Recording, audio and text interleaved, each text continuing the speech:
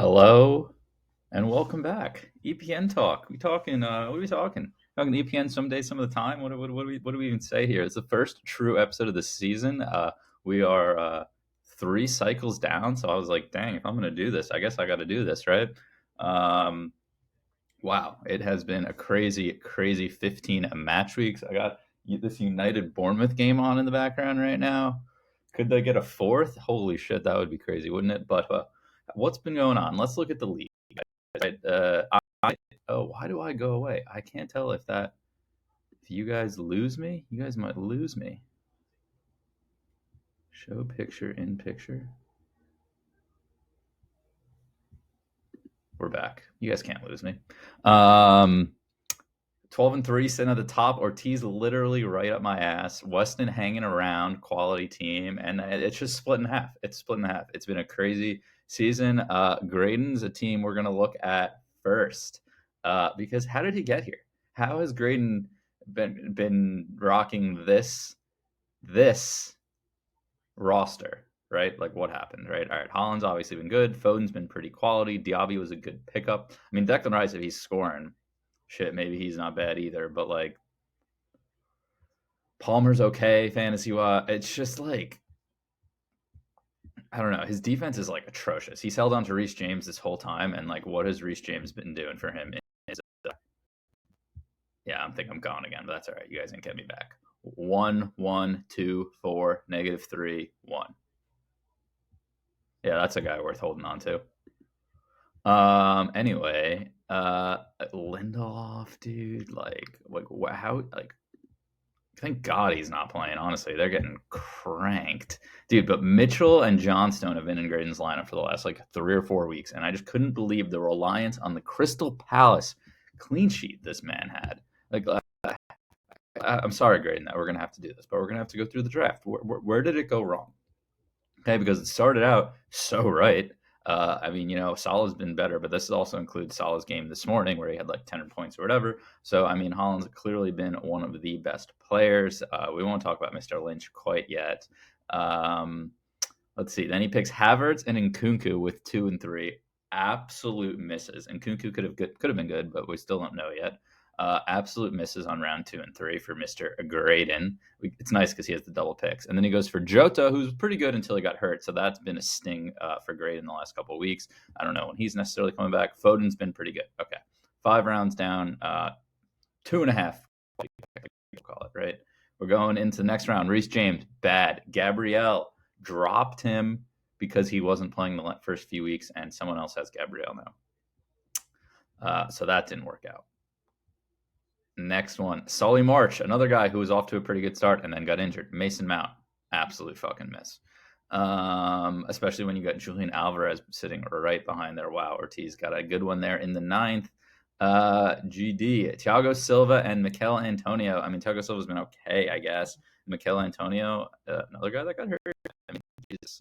I mean, some bad luck has gone into this as well. But Urian Timber and Perisic,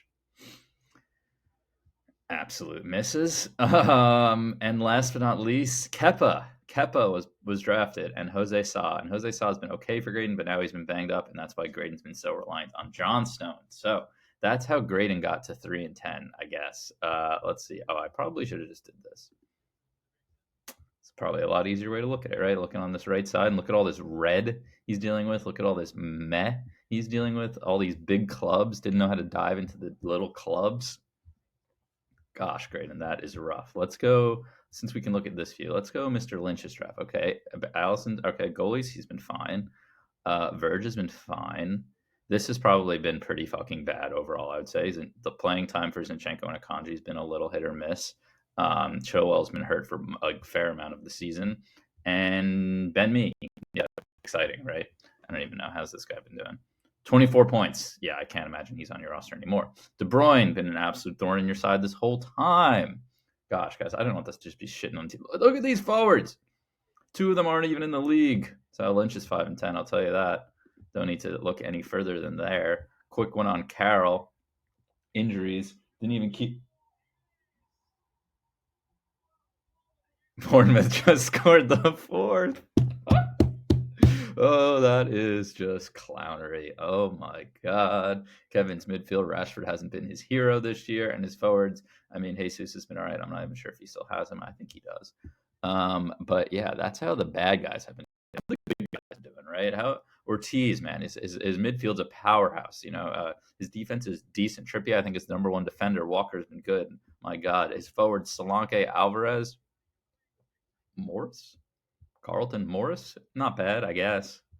But yeah, Ortiz's team. Ortiz said he needs something to feel good about. Ortiz been pushing for this video. Ortiz, he isn't even in first place, and he still wants to hear about this video because it's fantasy football time for the most part right now. The final regular season week. Ortiz and Mr. Lynch are unfortunately already eliminated from playoff contention over there, but we won't talk about that. You guys hear enough from me on a weekly basis. And Weston is looking like a good shout to get in, but you never know. And I will leave football there. But who am I looking at here? Who is this? Is this Weston's team? Oh yeah, Weston's got a pretty nice team. I think he's got a good midfield too. I mean, Son's been playing fucking phenomenally. Sterling's been great in a lot of games. Odegaard's been a little underwhelming, but still good. His forwards are some serious, like, I don't even know if you can see me, but it's just fucking roller coaster. Like, you don't know. You could get hat tricks out of any of these three, or you could get pure garbage. So that's probably when Weston hits his stride, when one of them or two of them are doing well, and then he has some ass weeks when they're not. And his defense is pretty good. I mean, he's got all big clubs, so you're probably getting a fair amount of clean sheets there. Ederson's been quality. Rye's probably been booty cheeks. The last team to look, I love it. I don't know. I don't know. I don't know what more to say. Mbuemo's hurt right now, so that sucks. I don't like how they call it Mbermo. That really doesn't sit right with me. Mbermo. I like Mbuemo. But who am I to decide, right? But the boys have been cooking. It's just been the thing that's crazy to me, right? We're gonna go into the Excel. Actually, we can probably just look at it on results first. Probably easier. Fixtures, league results. Week 15, 47. Week 14, 47. Week 13, 47. Week 12, 48. Like, it's crazy. It's crazy that I just keep putting up the same fucking weeks. And also, what really fucked me up, and I thought I was entering things wrong, week 14, I won 47 to 36. Week 15, I won 47 to 36. Week 13, Ortiz won 47 to 36. Those same week when I also had 47 is fucking me up. I don't really know how much more to say than that, but let's take a quick look at the Excel. Where's the money been? What's been going on? Ortiz has won $55 back. I have won 45. Graydon has won 0. Lynch has won 5. He split a week with somebody. Weston 25 and Carroll 20. God, Graydon 0. And you look at the true stats, and it really is. I mean, Ortiz and I got 70. Ortiz breathing down my neck at 69. Weston kind of floating in the middle at 53. And then the other three guys between 37 and 42. Not really a surprise there. Head to heads, I've been doing well against all of you. 2-1s and 3-0s throughout. Lynch can't seem to beat me or Ortiz, but he has been smacking around Carroll. Mike smacks around Graydon better against Lynch and Kevin, but that tells the story. He's been 1-2 against Ortiz and I, the two guys in front of him. Graydon, 0-3 against me, 0-3 against Mike, 0-3 against Ortiz. Somehow can take Lynch 2 out of 3, though. Ortiz, 1-2 against me, and then pretty good records against everyone else. Ones. I don't know why I had this highlight. I think I had to fix something or something was wrong with it, but it should be fixed now. Carroll, 0-3 against Lynch, 1-2 against Mike, James, and Brian, the three guys at the top, but he is 2-1 against Graydon. Quick money and record. So I was 5-0 through the first one, and had won $30. It was dominant. It was looking great. Came back to earth a little bit because I was still 4-1, but I would say this current window, it came back to earth a little bit. This money thing is fucked up. I think because we had 2 splits in weeks 11 through 15, so I will have to get that updated there. I think I have $5. Ortiz might have 10. Ortiz might have been a splitter twice. Ortiz might actually be at 30. I'm at 5, and then maybe Lynch is at 5. Maybe that was where Lynch's $5 came into play, but I don't know. Whatever. That's a problem for another day. Points 4, 783, 764. Ortiz. I have had certainly the best luck though. Points against 578. I mean, 36 points through 15 weeks ain't no thing. This you guys the whole time. We're going into the raw data tab, just another year of bitch. And just for some reason, only Ortiz gives me a true. Weird function that must be going on there. But yeah, this has been tracking everything behind the scenes where I have to enter in the weeks. Highlights are hard to keep else is leans to the other side of it. But yeah, I don't know how much more I have to say about the first 15 weeks other than it's far from over and it's a long fucking season. I don't really foresee my team slowing down, but injuries do happen. Ortiz is right down my neck. If you look at the standings, I mean, Weston's only 9 points off. That could swing quickly. I play Weston this week. I think he's off to a pretty mess start. Yeah, 3 points. Oh, McGuire just got a point back. I don't know what the fuck they decided he got a point for, but all right, Weston's on 4 points then. Hoyland got him a nice 0. So Son and Sterling are the two I have to worry about. My team's been okay. Cunha got a goal, so that's cool. Guys, last thing I wanted to say is Graydon still has Holland.